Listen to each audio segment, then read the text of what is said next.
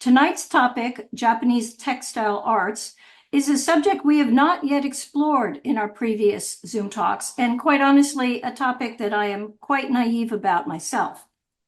Our illustrious panel of experts will share with us aspects of this field, both past and present, from the perspectives of scholar, curator, supporter, and designer. We are delighted tonight to be partnering with Asia Week New York for this discussion, and I wish to thank them and JASA, the Japanese Art Society of America, for their extensive efforts to promote this event.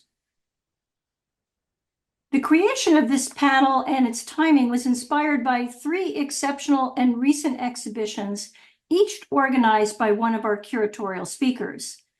Monica Binsick's Kimono Style, the John C. Weber collection of 2023 at the Metropolitan Museum of Art, Anna Jackson's Kimono to Catwalk of 2022 for the V&A, and the world-renowned textile designer Sudo Reiko's mammoth Koinobori Now, 2018 at the National Art Center, Tokyo, were very seminal for my introduction into Japanese textiles. And so it's an incredibly great pleasure to welcome them here tonight. Hopefully, many of you were fortunate to have seen at least one of these fantastic shows. And tonight, these three ladies will be joined by Steve Beimel, a Kyoto resident who is a passionate and knowledgeable supporter of Japanese crafts industry and textiles in particular. Tonight, according to our registration, we have over 600 people who are in attendance or will be joining later. From Europe and beyond, there are visitors from France, Spain, Italy, Switzerland, Croatia, Denmark, Russia, and the UK. From North America, besides the United States, we have Canada and Bermuda. From Asia, Japan, Hong Kong, the Philippines, and Taiwan. From South America, first-time viewer from Peru. From Africa, Angola, and South Africa. And our usual friends from down under, from Australia and New Zealand. The US is represented by over 33 states, and we are delighted to welcome more than 36 museum professionals from around the world and faculty from over a dozen universities. Perhaps due to this new topic, for me anyway, we have over 100 viewers who are new registrants to our programming. And to these newcomers, I invite each of you to later explore the video section of our website to access all of our previous webinars, which cover a very broad range of topics relating to the arts in Japan. We hope to have time for questions at the end, so please use the Q&A function at the bottom of your screen. Now, to start things rolling, I'm just going to give you the briefest of brief prefaces to set the stage for our expert panel. Japan boasts a rich textile history that traces back thousands of years. Throughout this long history, Japan's textile industry has continuously been engaged in a productive conversation between foreign influences and domestic innovations. The introduction of new materials such as silk and cotton, and techniques such as damask and brocade, weaving from the Asian continent, inspired artisans in Japan to create ever more complex and beautiful textiles. These materials captivated European markets when they began to be first imported in the 19th century, and they remain a source of design inspiration even today. Perhaps no single form is as representative of Japan's textile industry than the kimono. One of the most iconic and recognizable garments in the world, the kimono encapsulates Japan's rich history of textile production and serves as one of the focal points of the industry's future. Each kimono is a material record of the craftsmanship of numerous artisans, from fiber, cultivators, spinners, weavers, to dyers, embroiderers, seamstresses, each of whom employs a wide range of materials and techniques in order to create each garment. Today, we are so very fortunate to have our panel of experts who will speak in much greater depth on the layered history of Japan's textile industry, as well as the directions in which it is moving in order to ensure itself of a bright future. I will more formally introduce each participant separately. And my first question is for Steve Beimel, who is speaking at 7 a.m. in his time in Kyoto. So let me just first give you a little bit of background about our dear friend Steve. Steve is a longtime resident of Japan and produced in-depth cultural tours with Japanese culture-focused U.S. travel company that he founded in 1992.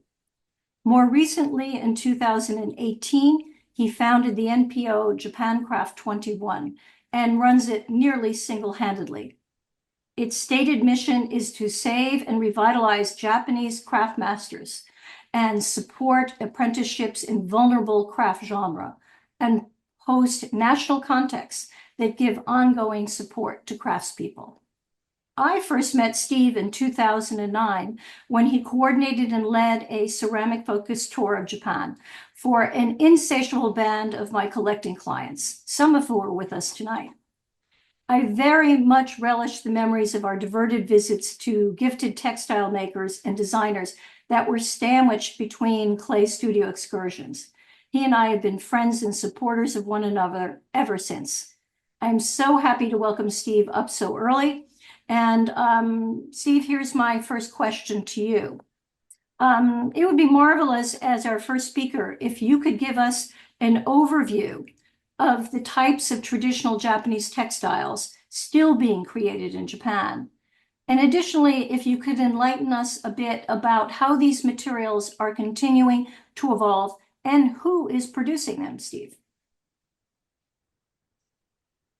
Thank you, Joan. Thank you very much for that introduction. Up until about the 1980s, Japan was a textile powerhouse. And unfortunately, even though those 300 distinct types of textiles from those days are still being produced, most of them are marginally being produced. And I'll go into that.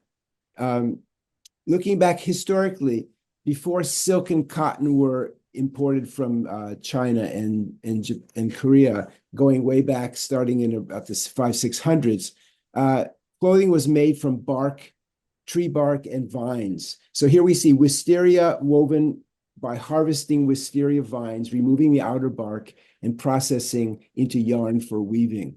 Next. This is issei momen, a genre of Japanese cotton production. And issei momen is still produced today, as are about 15 different production centers around Japan, and mostly involving yarn which has been pre-dyed and then woven. Next. This is a slide showing how indigo dyeing has been done for the last 100 years. It's still done this way. In 1900, there were 37,000 acres of indigo plants produced in Tokushima, and this year there are about 110. Indigo dyeing is still done in about a dozen places around Japan, centered in Tokushima. It is an outstanding, color-fast, and sustainable product. Next. Joan spoke about the kimono, and this would be on the left, the 1,000-year-old kimono, the style. It's cut in straight lines, it's sewn together. It adapts to any body shape without tailoring. It's easy to fold and store, and it serves as a canvas for the artistic expressions of artists, of producers, of craftspeople. And this has been going on for 1,000 years. So there are literally tens of thousands of different designs which have been placed upon this canvas. Next. The yarn which is dyed in indigo and dyed in resist patterns is woven into ikat or kasuri. And they're in many of these cotton centers and these indigo centers, they are still doing this process. There have to be about 1,000 different designs historically and in the present where this kasuri is expressed all throughout Japan. Thank you. Next. Oshimatsumugi is a highly complex kasuri ikat method. First, silk warp is woven with cotton weft. Then it's dyed 60 times. And then when the cotton is removed, all these resist spots are revealed. And then it's woven again with silk weft to create a two-directional kasuri, double kasuri. Next. Tsumugi or ponji is a very how can I say, it's a very popular form. It's been popular for historically as it is today. About 1/3 of silk cocoons are damaged in the silk producing process. This is a huge amount of silk cocoons. So they're squashed, they're smashed, they're turned into a silk floss, hand spun into yarn. And the imperfections in this process are actually woven right into the product, which creates this really unique and bumpy texture, which people really love. Next. For 1,000 years, the Nishijin district has had the patronage of the ruling class. So no effort or expense is denied in the production of these extraordinary works. This is karaori, the piece above. It's the most sumptuous and intricately woven three-dimensional weaving. This is not embroidery, it is weaving. It's three-dimensional weaving. Below we have Tsuzure ori, which is another technique, came from China in the 600s. It's very complex painting-like patterns. The weavers use they file their fingernails into sawtooth edges to precisely place and fix the threads. It's the design. Next. Oh, yes, and this would be an example of Tsure ori, this painterly style. Hikihaku is probably one of the great treasures of the Japanese culture. Gold, silver, or platinum leaf is applied to washi paper, and then it's cut in patterns, beautiful patterns, and it's cut to 1/64 of an inch. It's woven into a silk weft to create the luxurious Nishijin obi sashes we see on the right.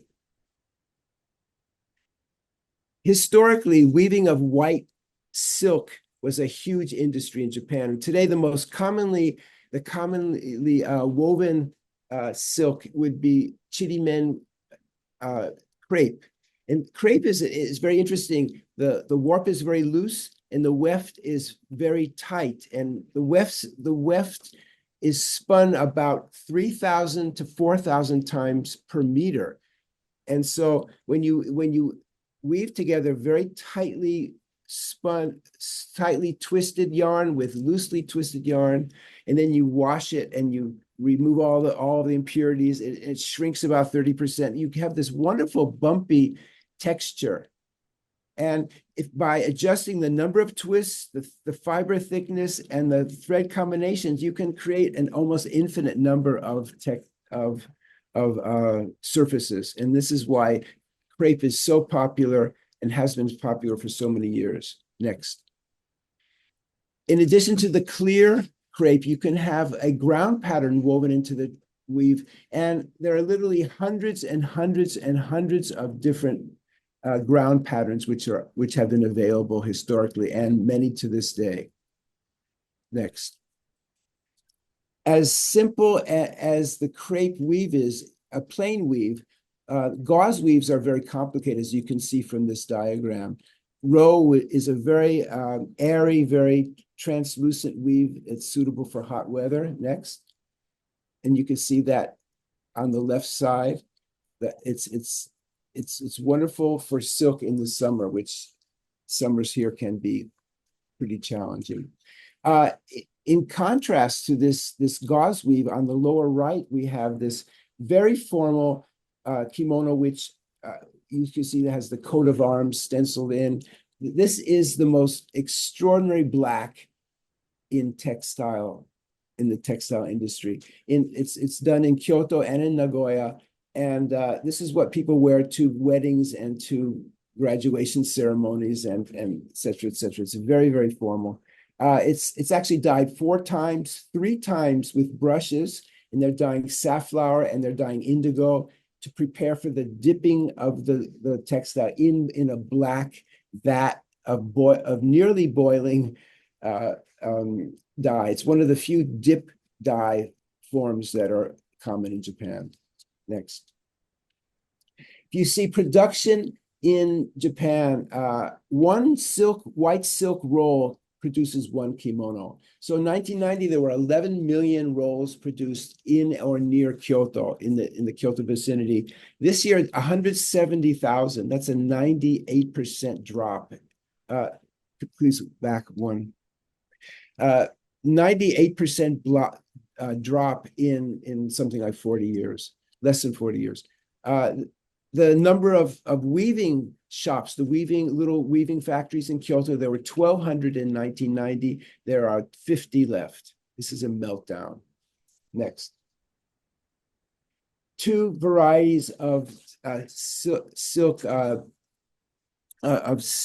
stencil work that is still done. On the upper left, this is Edo Komon or Tokyo Komon pattern dyeing, stencil dyeing. Very fine, very, very detailed, extraordinary craftsmanship, and many of them still use the handmade stencils because they have much greater vitality and movement than the stencils made by lasers.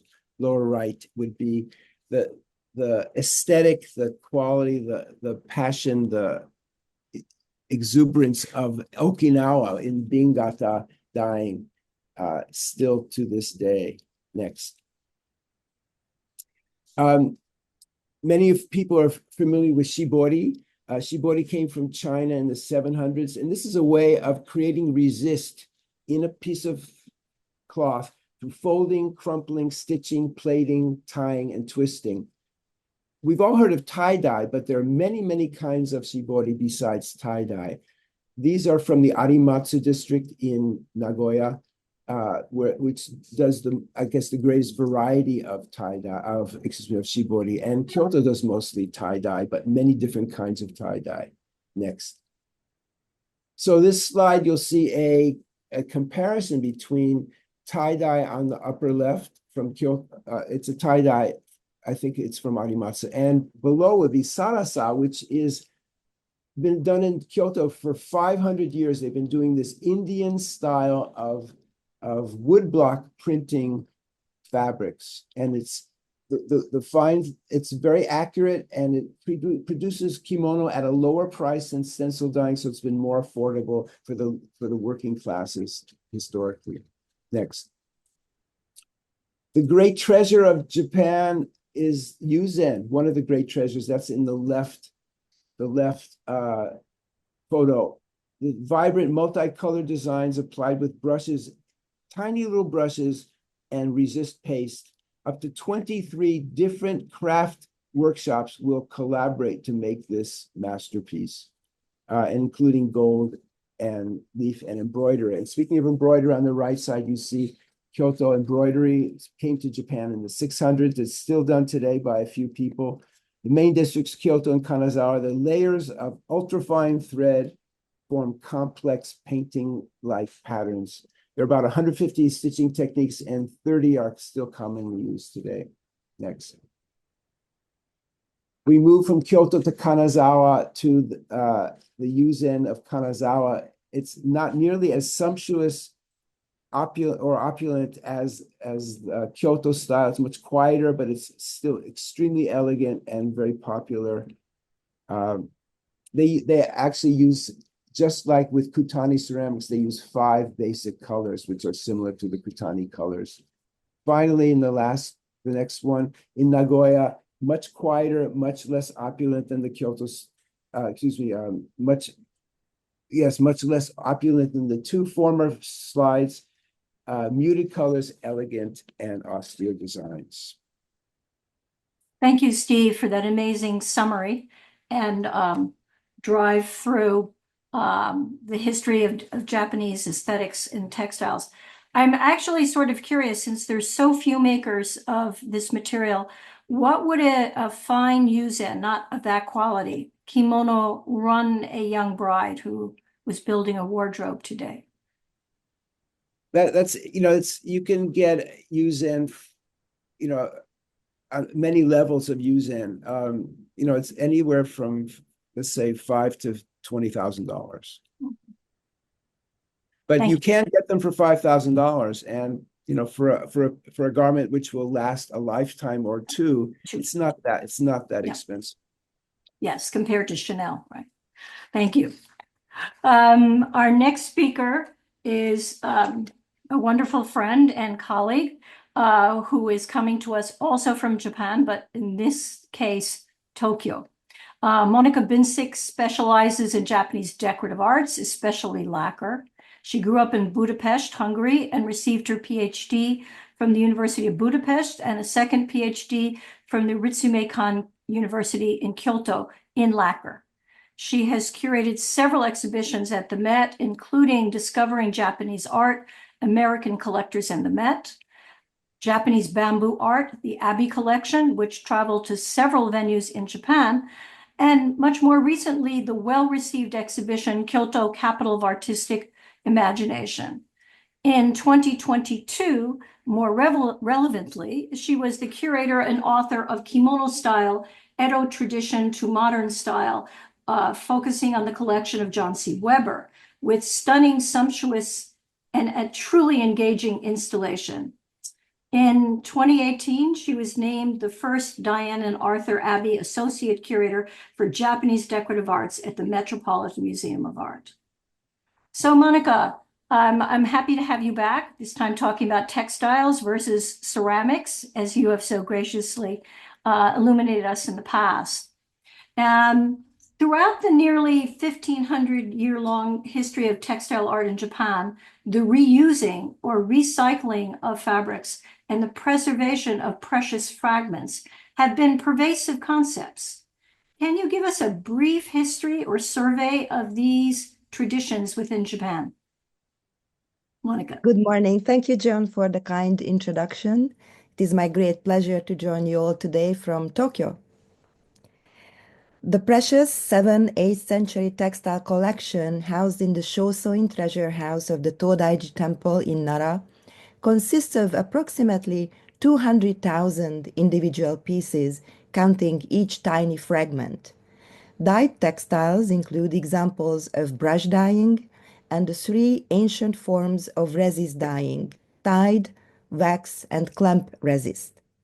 Weaves include plain weaves, textiles with interwoven designs such as twill, ragos, and colorful brocades. Furthermore, embroidery is also represented. Amazingly, many of the textiles are in relatively good condition, and several examples preserved their brilliant colors. Most of the Shosoin textiles were used in Buddhist rituals and ceremonies. However, there are not only Buddhist banners, monks' robes, bugaku, and dance costumes, but also cords for mirrors, linings for boxes, and many tiny scraps and fragments.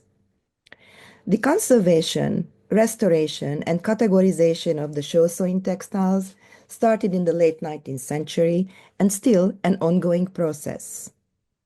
Even the tiniest fragments were mounted for preservation. This idea also relates to the kesa, the outer garments worn by Buddhist monks. Next slide, please. Traditionally, these garments were pieced together as a patchwork from scraps of fabric salvaged from worn-out clothing, often donated by members of the community, an idea which reflects the historical Buddha's renunciation of wealth. This 7-panel multicolor pieced kesa, believed to be the one that Saicho received from his Chinese teacher and is currently stored at the Enryakuji Temple on Mount Hiei. It was identified in 1963 during a registration of cultural assets at the temple, and by 1969 the kesa was restored to its former state by removing pieces that had been added on in later periods. The original construction was the strip seam method, in which applique strips mark out the filled portion of each panel, as well as separating the 7 panels from each other. In the Enryakuji kesa, an open weave light brown cloth is the base, on which white, whitish brown, brown, light blue, and pale purple dyed linen fibers are laid to construct the filled portions.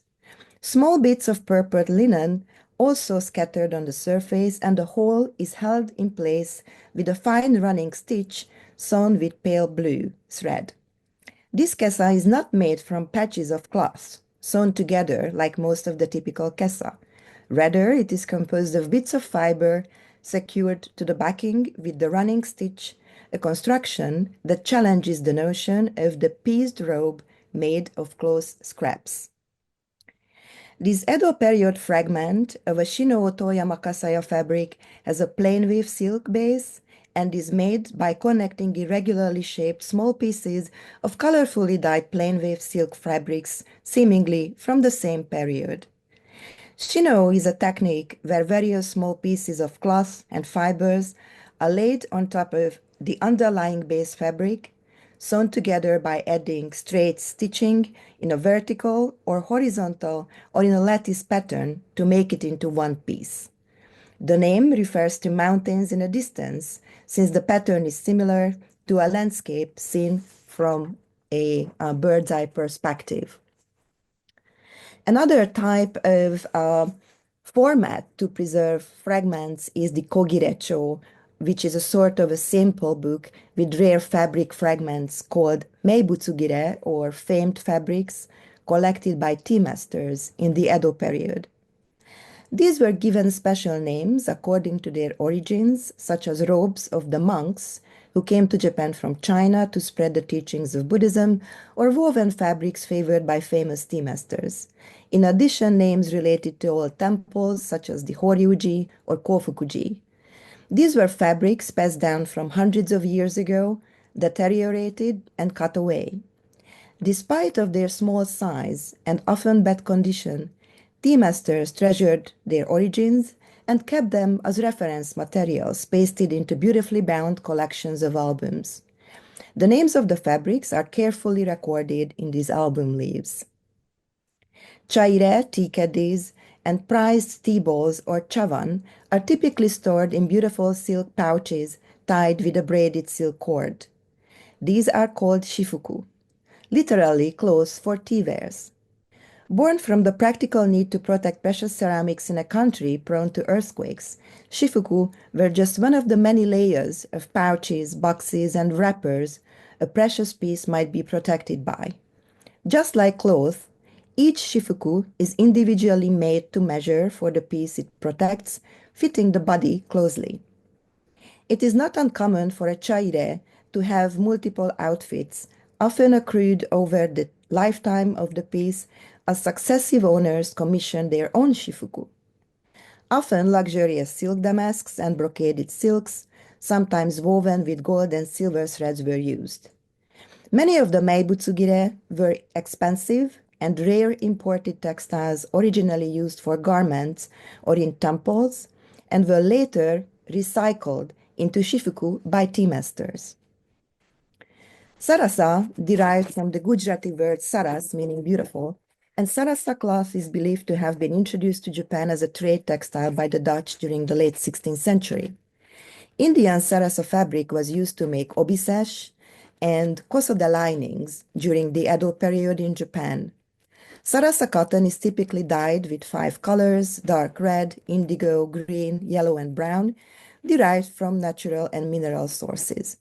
The processes used to dye the cloth include mordant painting and wax resist dyeing, as well as hand and block printing techniques. It was also used to create shifuku or furoshiki, cloth to wrap boxes or implements in tea culture, and tobacco pouches, just the one that is attached to a beautiful pipe case made by Shibata Zeshin. It was considered a precious fabric, and small fragments of cotton sarasa were mounted in simple books known as meibutsugire. Precious fabrics were also used to create mountings for hanging scroll format paintings, such as this Kambun Bijin in the Met's collection. Kambun Bijin, or Beauty of the Kambun Era, is a generic name given to paintings of a beautiful woman standing against a neutral background, created around 1661 and 1673, which is the Kambun period. In this painting, the designs of the kosode are also extremely beautifully painted with kanoko shibori details and flower patterns. But I would like to call your attention to the mounting, which is a precious Tsujigahana fabric from the Momoyama period. A similar piece of Tsujigana silk, again from the Met's collection, was probably part of a back of a kosode, which is a predecessor of the modern kimono. And this Tsujigahana textile panel, an unusually large piece, has 4 ornamented horizontal bands that alternate in brown and white. The term Tsujigahana, translated literally as flowers at the crossroads, evokes images of delicate blossoms amid pathways. While these motifs survive in textile fragments, very expensive, very precious, the meaning of Tsujigahana remains unclear. Late Muromachi and Momoyama period written sources use the word in descriptions of garments, but 20th century scholars redefined it as a textile technique. Stitch resist dyeing and ink painting on a lightweight, plain wave ground, often further embellished with gold leaf imprinting and embroidery. Another Kambun Bijin painting in the Met's collection is mounted with pieces of an Edo period kosode. Again, a wonderful juxtaposition of detailed depiction of kosode in painting and a beautiful embroidered kosode as the mounting. A similar surviving kosode from the late 17th, early 18th century gives us an idea how the original composition with such a pattern could have looked like. Another way to recycle kosode was to turn it into a Buddhist vestment. After the death of a woman of high social status, one or more of her treasured garments would often be presented to a Buddhist temple where they were made into altar cloth or vestments, like this kesa. Such donations constitute a form of shogun, which was thought to give karmic merit to the donor. This garment was originally probably made for a young woman. Next slide, please. Most likely with long sleeve furisode, decorated with maple leaves and fans. The base fabric is a paste resist dyed silk crepe, chirimen, decorated with tie-dyeing, silk and metallic thread embroidery. My final slide demonstrates that fragments of precious kosode were also collected by connoisseurs and mounted in albums, such as we have seen earlier with the tea fabrics. This album was compiled by Nomura Shojiro, one of the iconic figures of collecting textiles in Kyoto in the late 19th century. Thank you. Thank you, Monica. That was illuminating and sumptuous. It's amazing how powerful even a sample that could be 4 inches by 2 inches commands the composition and evokes so many beautiful Japanese screens and lacquer patterns, and how the decorative arts are unified in their aesthetics. But the textiles may be the richest medium of all. It's quite enchanting. Thank you. Our next speaker, we're changing centuries here, is our dear friend Sudo Reiko, who is the CEO and design director for the leading textile design firm Nuno that she founded in 1984 together with the textile pioneer Arai Junichi. Its focus has been and continues to be on everyday life and the materials needed to enhance our lives. Endlessly creative, inventive, Reiko, together with her team, has produced unrivaled textiles that have entered the collections of international museums, including the Met and the V&A, and which have been exhibited at museum shows in the United States, UK, Canada, and of course, Japan. Additionally, Reiko has lectured for many years at Musashina Art University and is a professor emerita at Tokyo Zoge University. She received an honorary MA from the University for the Creative Arts in the UK and is a recipient of the Mainichi Design Award, the Roscoe Design Prize, and the Japanese Interior Design Association JID Award. She is a member of the prestigious Japan Design Committee. I'm also certain that a serious percentage of those who are watching us tonight, like myself, are already Nuno addicts and have closets filled with Nuno clothing going back many decades because they last and last and last, and they're so timeless. So it is a very special joy for me having her with us tonight, again from early morning Tokyo. So Reiko, we have just heard from Steve and Monica about the traditional textiles being produced in Japan. As an educator and textile designer with both a retail business and an exhibition presence, can you please give us some insight into the processes you currently use to create your own inventive fabrics? Reiko-san. Thank you, Joan. Hello, I'm Reiko Sudo of Nuno Corporation. First of all, I'd like to express how honored I am be invited here today and thank the staff member of the Joan Mirviss Gallery and, of course, Johnson herself. Perhaps it's a common thread of our interest, or perhaps because textiles are so close to people's lives everywhere. Whenever I meet someone from the world of textiles, it's like connecting with an old friend.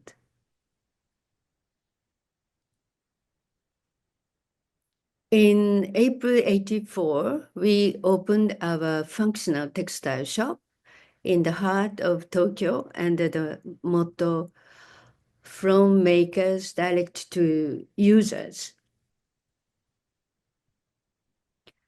The first images I will show you are of the textile installation we exhibited at the Design Gallery 1953. The gallery was established in 1953, the same year I was born. So the gallery invited me for a joint celebration. It was very lucky coincidence. For the installation called Do You Nuno, I made two big patchwork banners, or maku in Japanese, consisting of Nuno textiles that we have made since 1984.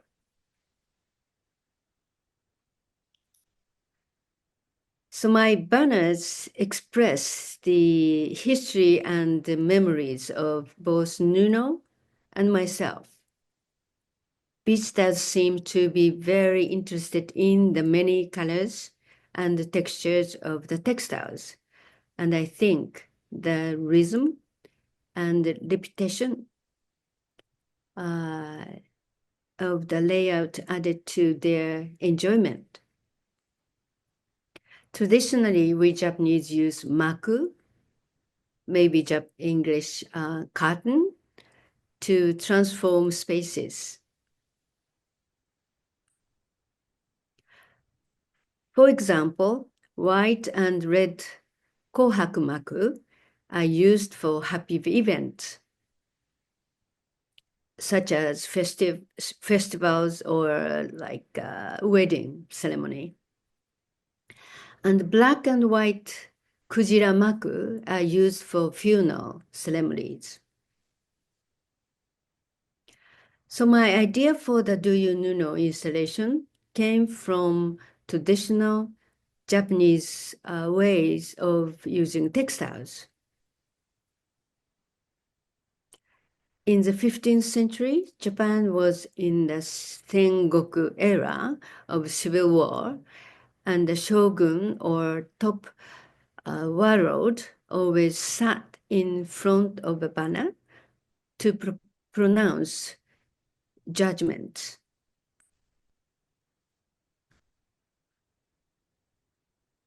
Here is a maku we created for the Making Nuno exhibition, which started in Hong Kong, then traveled to other venues in England, Scotland, Switzerland in 2022, and in Japan last year.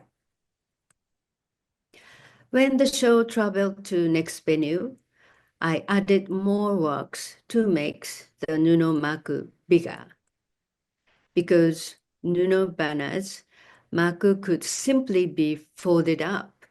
They were very easy to zip and motivated people to communicate with one another about their thoughts and feeling concerning Nuno textiles.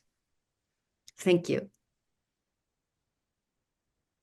Leave that slide up, please, Tracy. Mhm. If you guys look up in this picture and look up to the left-hand corner of her maku, at the top row, you will see the fabric that I am wearing now, but the opposite side of the fabric. Because with Reiko-san, there's always double value, that if you turn it inside out, it's equally wonderful. So I don't know if you can see, this fabric is what you're looking at in the top corner. And on the this side, which is now the outside, it's all fuzzy and three-dimensional. So the creativity is endless. Oh, Thank you, so Reiko-san. Thank you very much. So I would like to actually go back to Monica for the next question before I get to Anne. Monica, Reiko-san has just summarized her own evolving textile design practice that includes a focus on the traditional techniques and styles as discussed by Steve. Could you now explain to us how the recycling and the preservation of old fabrics impacted specific Japanese garments and fashion concepts and styles? Monica-san. Thank you, Joan. It's wonderful to continue Reiko's discussion with this farmer's jacket. Probably once owned by a well-to-do farmer, this stylish and sturdy jacket is made with alternating blue, green, pink, red, and orange scraps of fabric of various width. Strips of cotton were reused as wefts, woven together with warps of mountain wisteria, Yamafuji, in a plain weave technique known as sakiori. This method began as a means of recycling old textiles, mainly cotton, which were too valuable to discard. Often women wove sakiori textiles on a traditional backstrap loom, using a heavy hand beater to force the thick weft into place. The Japanese term boro refers to the state of objects that have been used, torn, or worn to tatters, then extensively repaired and then used far beyond their normal expected life cycle. These humble class are witnesses of stories lived by the common people, farmers, fishermen, living in rural areas, for example, along the Sea of Japan, the northeast of Honshu Island, including Aomori Prefecture. This very stylish patchwork vest was made of swatches from more than 30 types of fabric, including velvet and silk, with gold and silver embroidery, resulting in a colorful and playful composition. Patchwork had connotations of longevity, since stitching together the scraps extended their use. Japanese museums discovered the beauty of the sakiori fabrics or the patchwork textiles, and we have seen wonderful exhibitions staged in Japan featuring these exciting garments. Traditionally, garments of the indigenous Ainu people from what is now northern Japan were made from the fur and skin of deer, bear, and other animals, as well as from salmon skin and later plant fibers. However, cotton, which could not be grown in the region, was introduced through the extensive trade of used cotton clothing from central Japan around the Mid-Edo period. From their creative recycling of used fabrics, the Ainu developed a distinctive style. One of the most striking types of Ainu robe is the cotton kaparamip. The ground fabric, typically dyed dark indigo, was embellished with additional cotton pieces usually taken from old Japanese clothing. These now faded out cutouts of bright red and white were appliqued onto kaparamip robes with vividly colored decorative stitches. Areas subject to heavy wear, such as around the neck, cuffs, and hem, were reinforced with applique as well. The robe's complex geometric patterns were thought to have talismanic qualities that protected the wearer. A thriving rag trade emerged with the establishment of the Kitamae-bune, a commercial shipping route for transporting products to and from northern Japan in the mid-Edo period.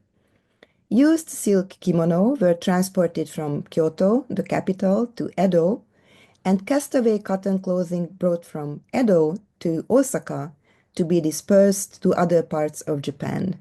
Nothing was wasted. To bring the conversation to the present, I would like to close my comments with a few thoughts on recycling fabrics in Japan these days. Hammo recycling technique creates clothing from old clothing which is reduced to fiber.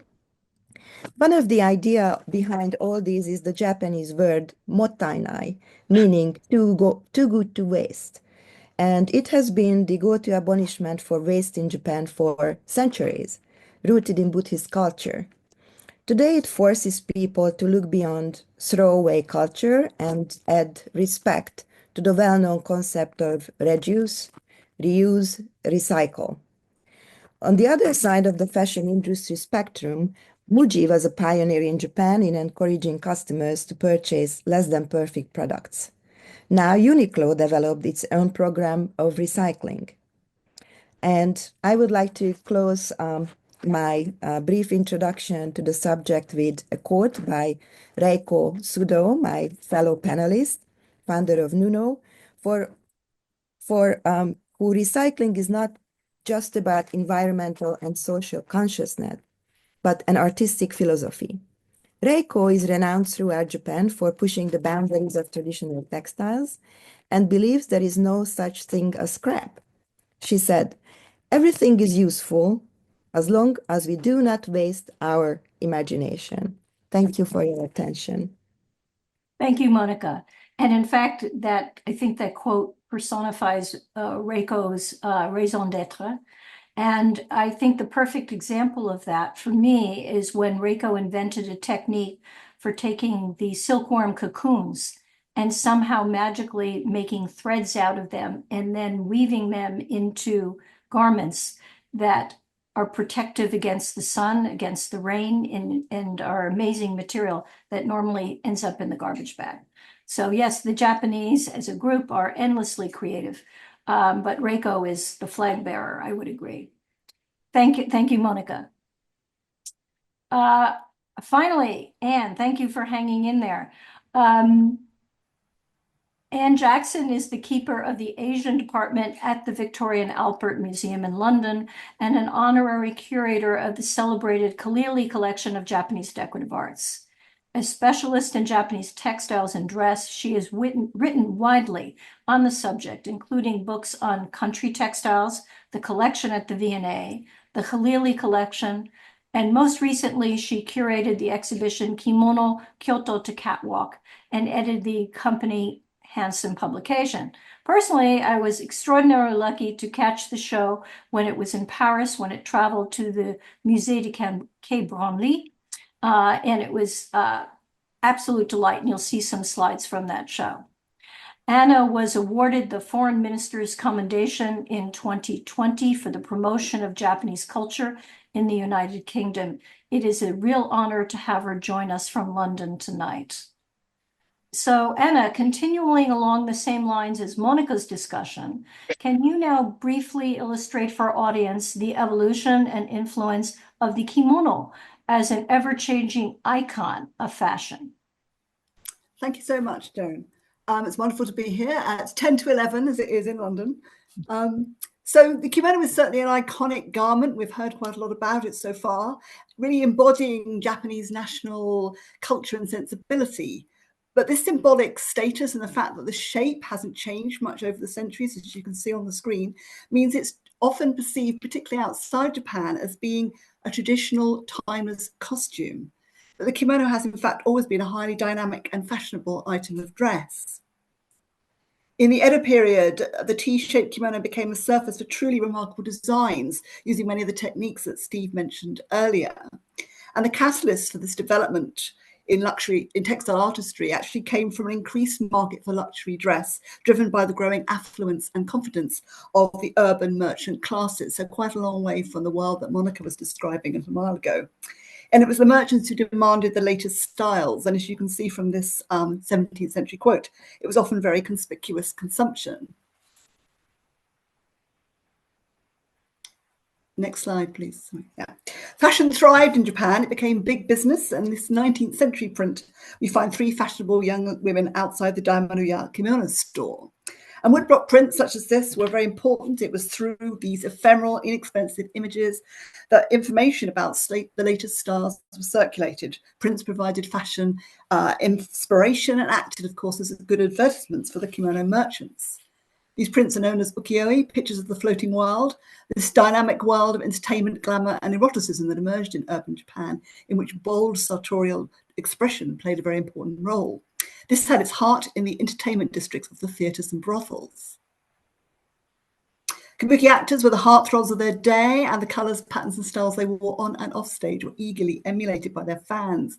In the 1820s, Ichikawa Daijiro VII, who had a number of different names in his long career, famously wore a stage costume with a design of a sickle, kama, a circle meaning wa, and the character for nu, which together spell the word kamawanu, which effectively means I don't give a damn. And all his fans would rush out to buy fabrics dyed with the witty design. Ukibuki actors, as you probably know, are men, the female parts being played by actors who often specialise in female roles, known as onagata. They were really seen to be the epitome of feminine style, and their clothing was much emulated by fashionable women. Bando Shuka in the print on the left was an onagata, but here he's playing a notorious female thief wearing a striking skeleton kimono. So we don't actually know whether the kimono we have in the middle here was created in emulation of that garment, but it certainly echoes the outlandish spirit of kabuki.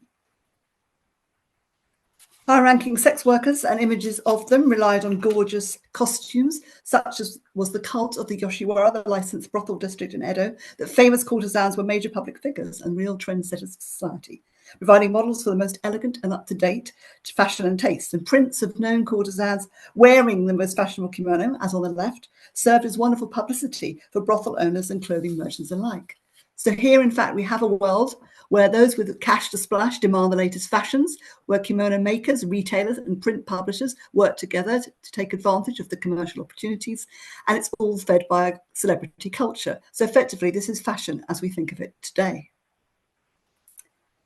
Now, we tend to see the kimono as being uniquely Japanese, but kimono fashion has been translated across cultural and geographic boundaries since the 17th century, when garments were first taken to Europe by the Dutch East India Company, where they became instantly fashionable. The actual contact between Japan and the rest of the world was limited in the Edo period, but in the late 19th century, Japan was forced to open its ports to foreign trade, and a real craze for kimono developed in Europe, America, and beyond. The kimono in the middle made its way to London and into the wardrobe of Elizabeth Smith, and she chose to wear it for her portrait, as you can see on the right. And recognizing the popularity of such garments in the West, Japanese started to make specific kimono for foreigners.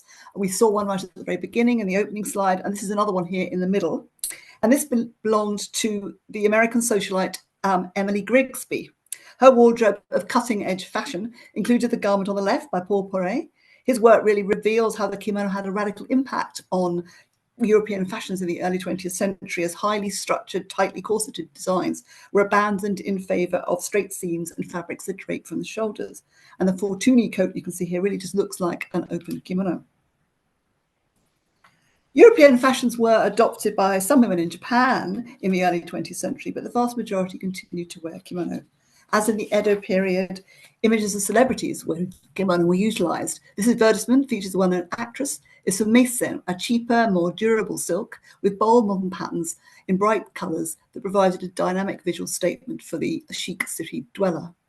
Historic motifs such as flowing water were greatly enlarged, as you see in the advert and in the middle, and historic other More modern motifs such as city lights and skyscrapers were also used, and such styles were promoted by modern department stores, which had evolved from the earlier kimono stores such as Daimono we saw earlier.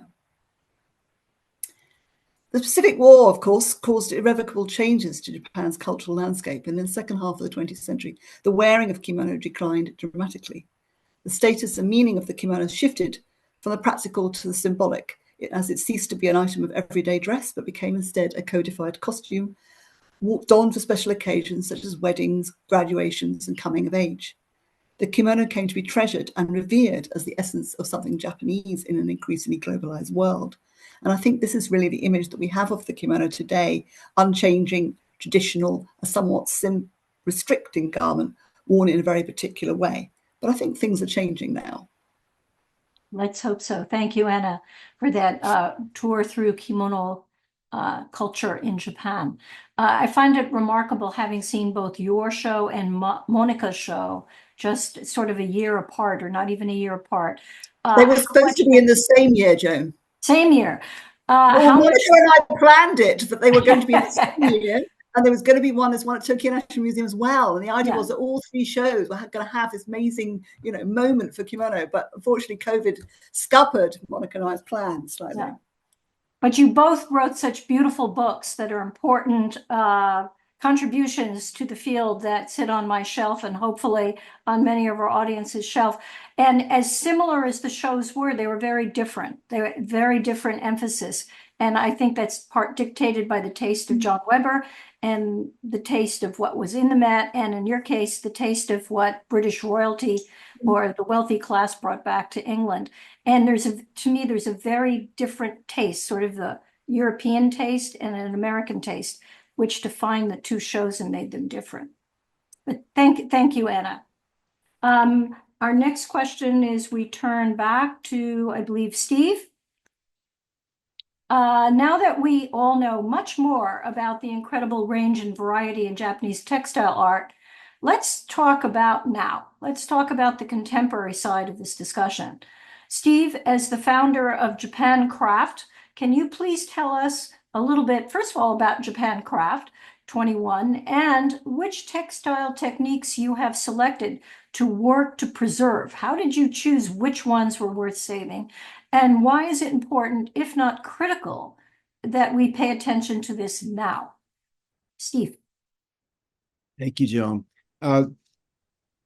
Well, Japan Craft 21, I've already explained how the culture of production in Japan, this powerhouse of textile creativity and massive production has entered into a meltdown. And even though and because most of these 300 techniques that we outlined are still being made in some marginal form, it still exists and it still can be saved. So this was the impetus for Japan Craft 21. We have identified, the government of Japan has identified 250 crafts, traditional crafts, dento koge, which they are in some way supporting. We have identified 1,954 crafts, and that doesn't even cover all of the tools, all of the support crafts in order to make those 1,954 crafts. So we created this organization in order to somehow stem this and stem this tide and revitalize and bring this back into production and into the consciousness of people throughout the world. And so we support dyers, we support carpentry, wood joinery. Young carpenters are not taught joinery anymore, for the most part. We created a school to teach young carpenters how to do joinery. We have a contest every year where we choose 6 to 10 extraordinary craftspeople who have the guts, the passion, the design sense, and the ability to an idea to revitalize a craft for the 21st century. And Reiko Sudo is one of our judges, our contest judges. So we now have 36 people in our organization, extraordinary craftspeople who we are promoting in every way we can to back onto the world scene. So what are we doing? What have we chosen to support? We have chosen, first of all, in the world of textiles, dyeing is very, very important. Our main focus is on textile dyeing, and for a dyer must be able to match mixed colors. You can't go to a shop and say, I want blue 24. You have to be able to perfectly match a color. There are thousands of possible shades. And so the dyer has to be able to do that. But, the problem is that, depending on the density in the brush, when the dye is picked up, the pressure it's placed on the fabric, the frequency of application, these all change the color. So our dyers must really know how to do mixed colors and develop an intuition for it. So this would be one major thing we are promoting. We have 10. We have in our program, we have 10 dyers who are in their 70s, 80s, and 90s. These are probably the finest dyers, some of the finest dyers on the planet, and they have known to take over their techniques. They're sometimes the only ones who know how to do certain things. So we created an apprentice program. We have 4 young middle level dyers, journeyman dyers in their 30s. They have great experience, and we are teaching them how to become masters. So these 10 men are donating their time, they're volunteering, and Japan Craft 21 pays for the living expenses of these 4 people so they could devote all their time to learning these techniques. Our first technique that we are very passionate about is Danbokashi. This is blurring and gradation dyeing. This is done with tiny brushes. There are probably 70 or 80 different shades in this gradation, including the white, which is from oyster shell. Next. So at this point, we have 2 people, actually 3 people of 3 of our 4 people who are studying this technique. Next. This is Danbokashi blur gradation dyeing using sumi ink. Next. We are promoting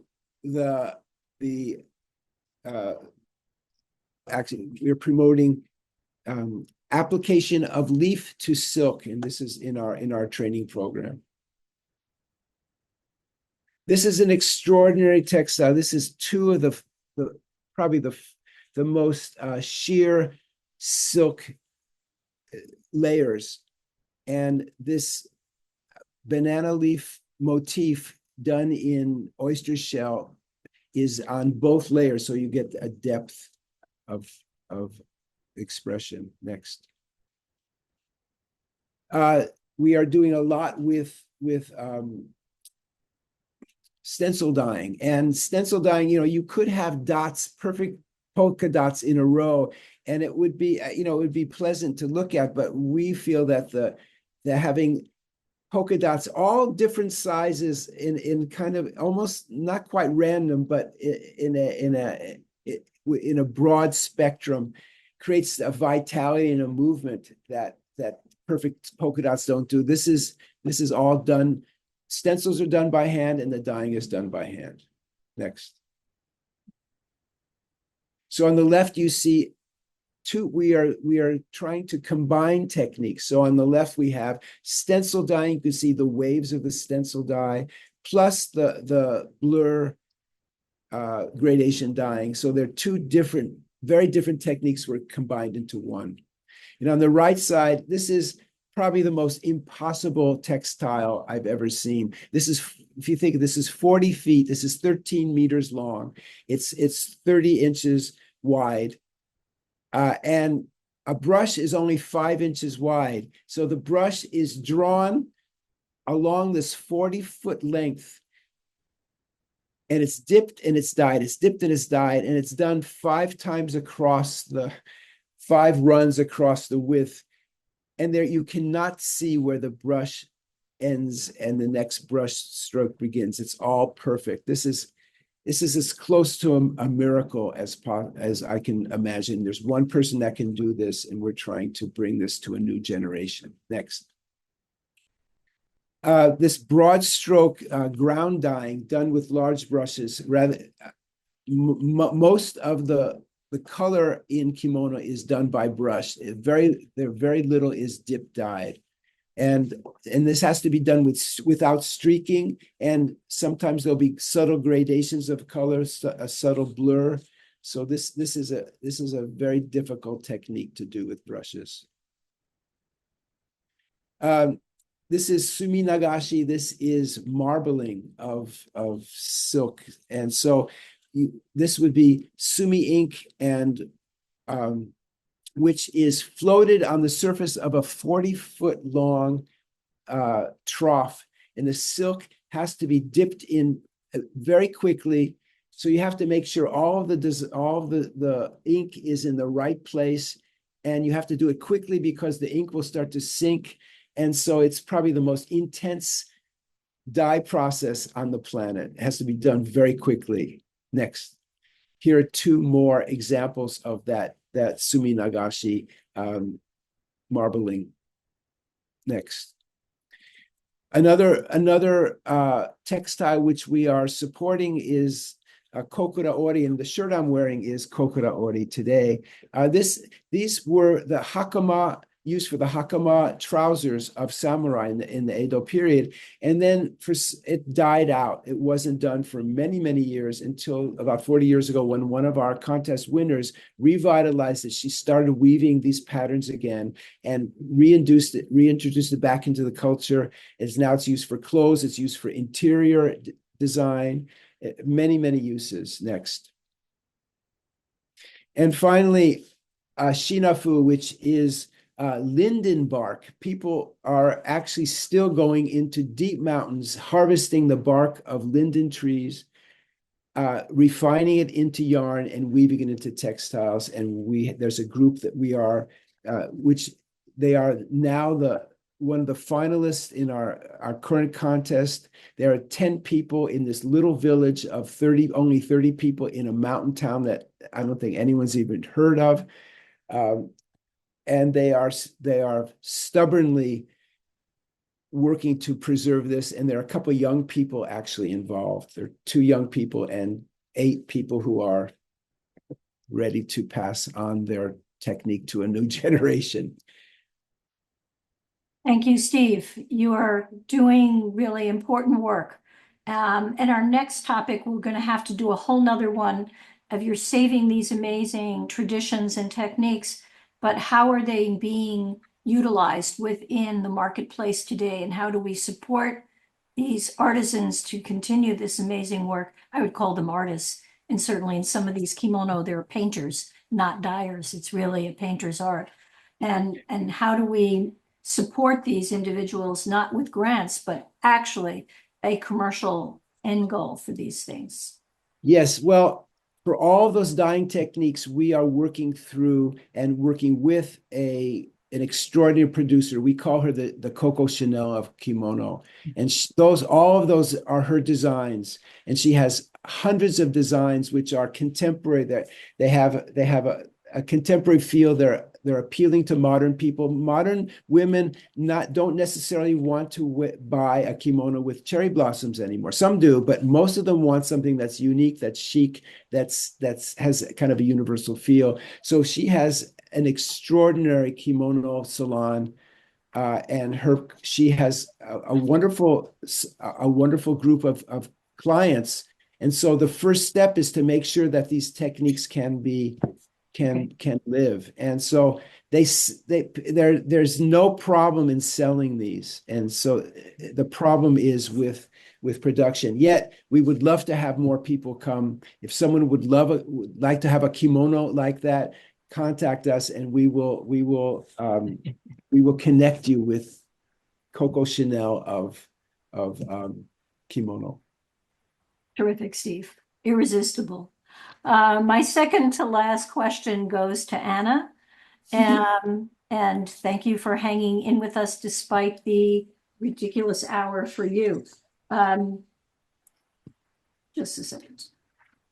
So what are the challenges facing contemporary kimono makers, and how are they facing the challenges? Steve has alluded to this fabulous woman who has an enviable clientele, but in general, how is this tradition continuing?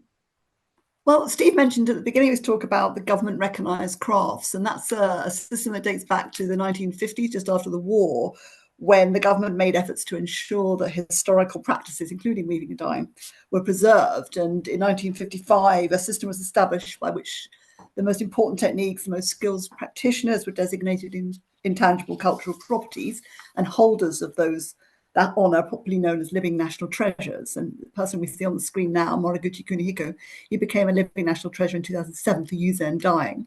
And he creates kimonos, you can see, not with cherry blossoms and things, as Steve was alluding, because he thinks that those things are kind of cliche. Nobody really understands their poetic meaning anymore. So it's very much about this abstract graphic design. And he exhibits his kimono all around the world, but he's still very conscious that he's making something to be worn. The kimono needs to be worn to keep it alive. And of course, he's a very famous artist. His designs grace the Mitsukoshi department store bag if you go shopping there. He collaborates internationally, most recently with Van Cleef & Arpels, the jewelers. And as a living national treasure, he receives a stipend. But he still faces challenges that he's spoken to me quite a lot about, because, for example, the pale blue soluble liquid with which he draws the pattern onto the silk before he dyes it comes from a particular plant that's not really being grown very much in Japan anymore. He's finding it difficult to source the black dye that he uses for so much of his work. And kimono making really also still remains a collaborative process. As you mentioned right at the beginning, Joan, weavers, dryers, plant growers, thread suppliers, stencil cutters, people who make the tools like the brushes that Steve was describing. It's an ecosystem, if you like. And if one part starts to falter because there are not enough people going into an industry that's not fully supported and doesn't pay very well, then the whole system starts to collapse. And I think that's one of the great challenges facing the kimono industry today.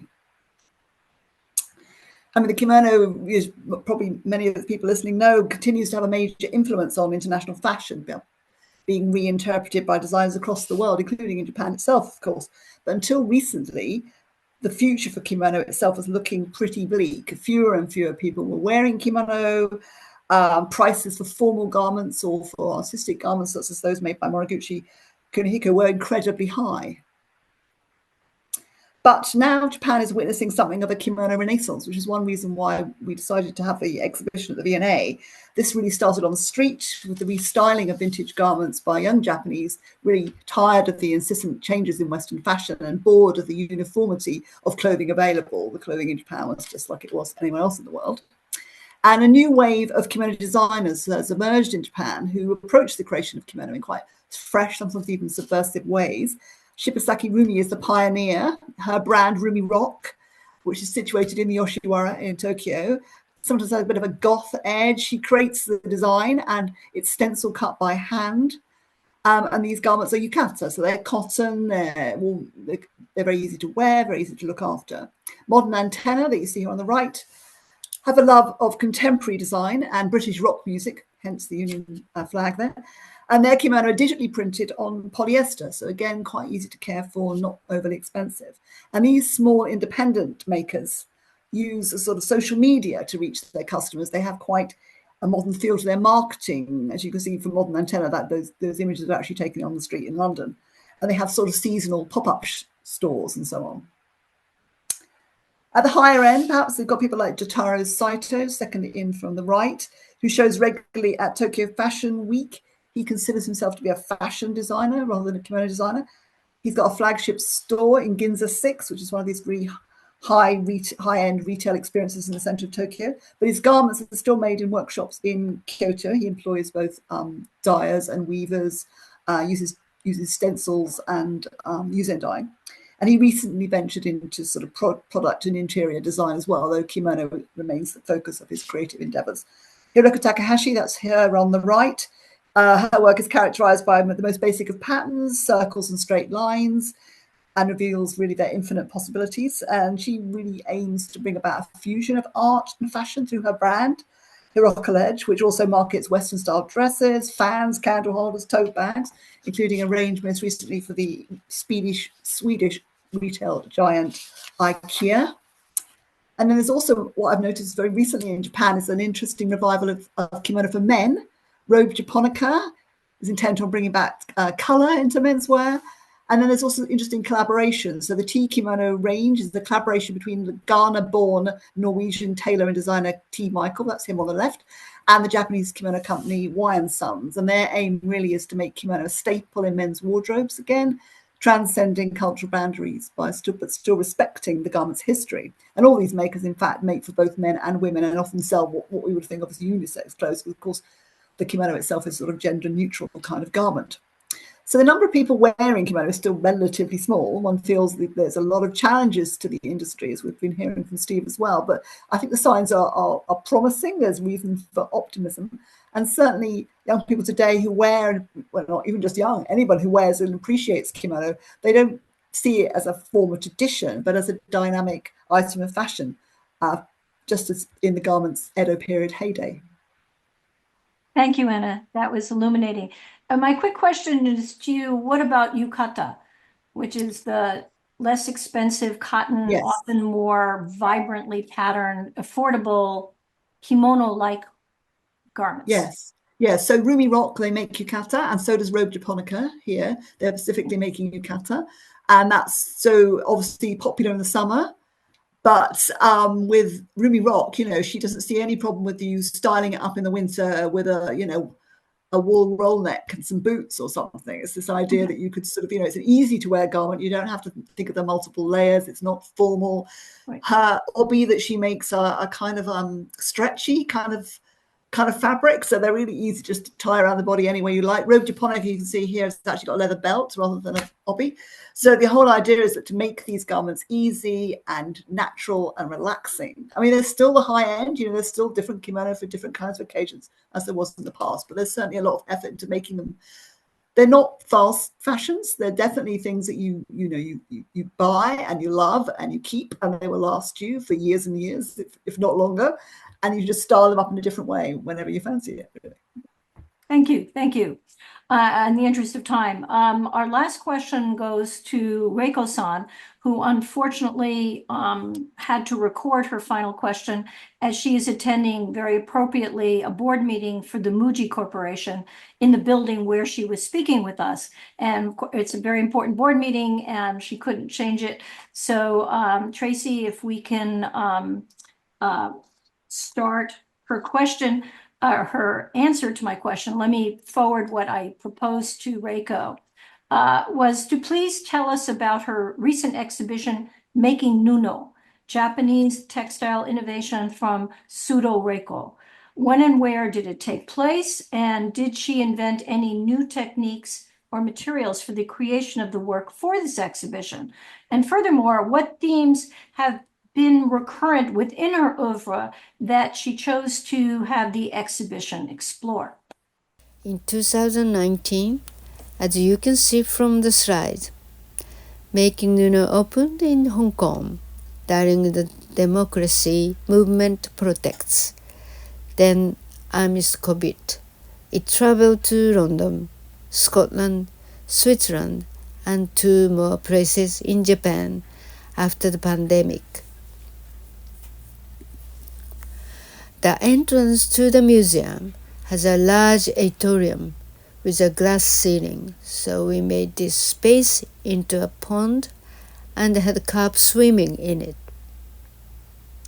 In Japan, carp have long been considered lucky because they have strong vitality and can withstand adversity. About 100 carp were let out to welcome visitors. The curator said that, at first, it was difficult to imagine that textiles, which are basically materials, could be considered works of art. However, Mizuki Takahashi of CHAT, who curated this exhibition, told us to think of it as the material itself is a work of art. The title of the show was Making Nuno, and it was an exhibition that showed the entire production process in the factory so that people could experience it. This allows us to fully convey the appeal of our textile.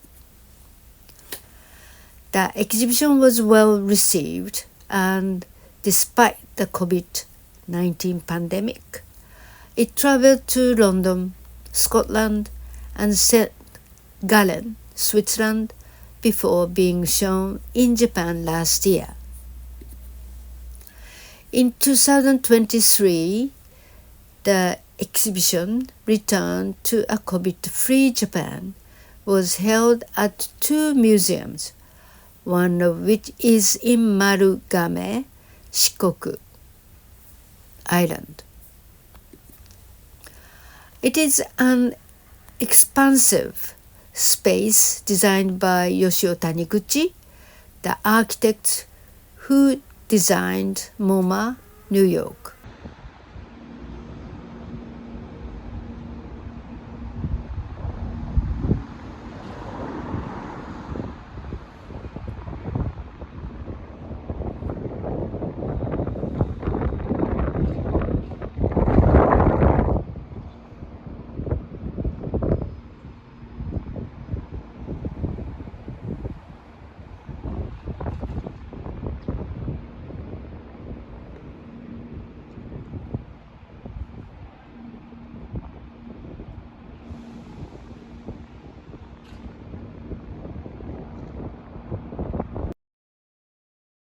The spring making Nuno tours from Shikoku to Ibaraki Prefecture, my hometown. The carp streamers which swarm through Chat, a textile culture facility in Hong Kong in 2019, swam again in Mito.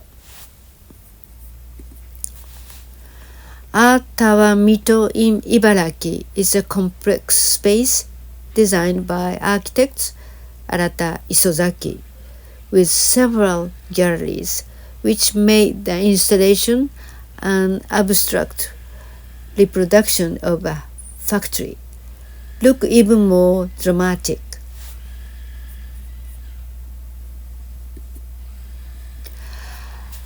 And at the entrance there is a symbolic large pond with a sense of openness. There we try to let carp fly outdoors for the first time. A jet fountain periodically sprayed water that hit the carp, but they continued to swim without any problems for 3 months. Finally, please watch the video of Making Nuno, which was held at the Mito Art Center. Thank you.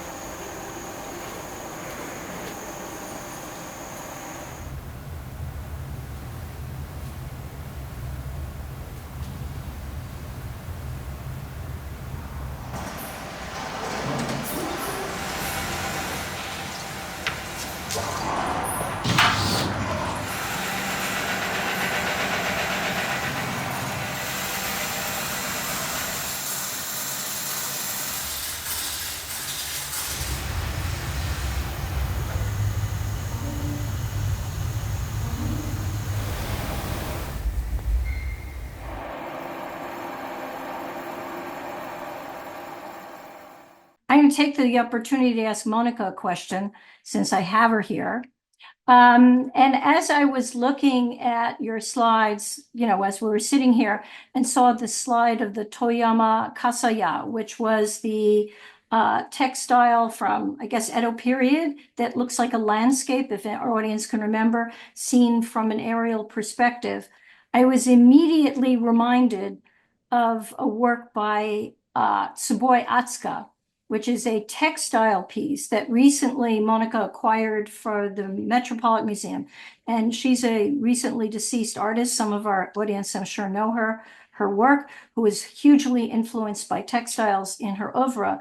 But to me, that piece that you have, which we have a slide of, but I can't show you because I guess everything is frozen, is evocative of this textile. So I'm wondering, from your perspective as a curator who handles decorative arts, period, when you acquire something for your museum, oh, here we go.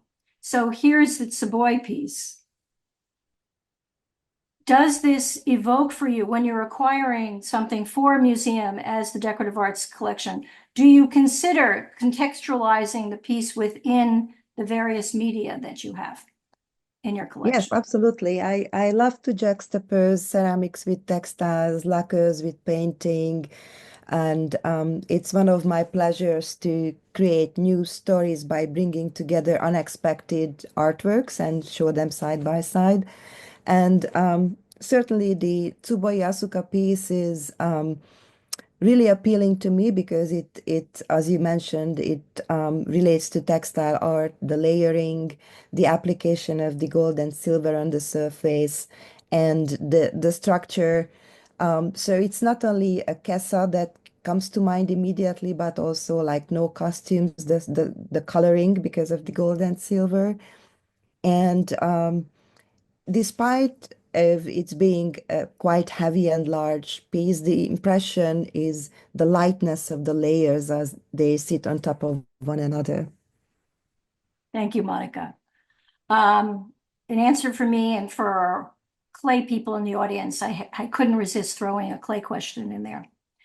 One of the people who've left a question here, it's not a question, it's apparently there's a very good textile library. I don't know if anyone has been to at the Clark Institute, I assume in Williamstown, that were donated by, I guess, the Beinecke family from Yale University is a guess.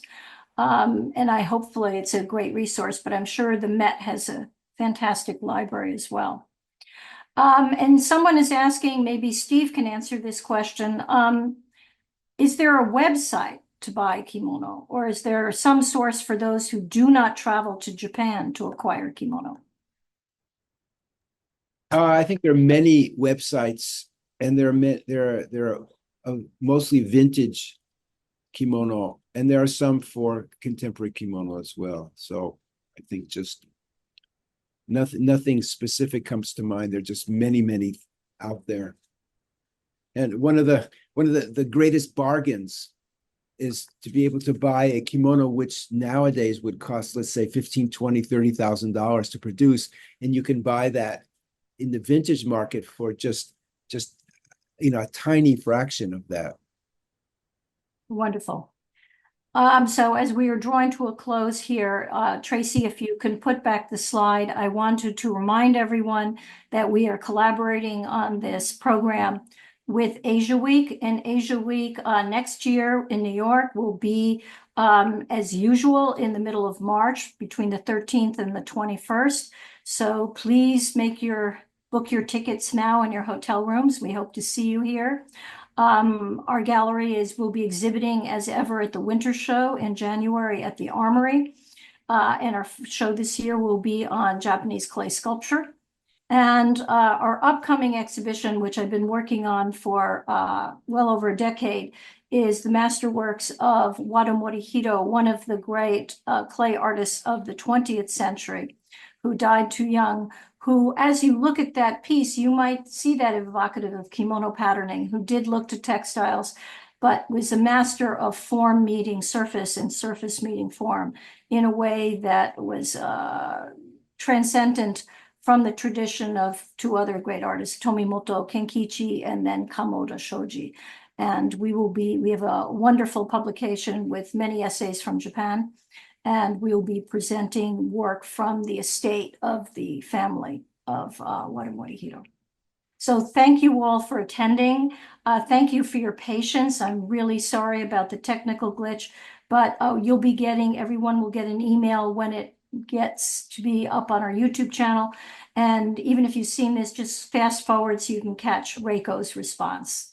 Thank you all very much. Stay safe and have a happy Thanksgiving for those of us in America. Bye-bye.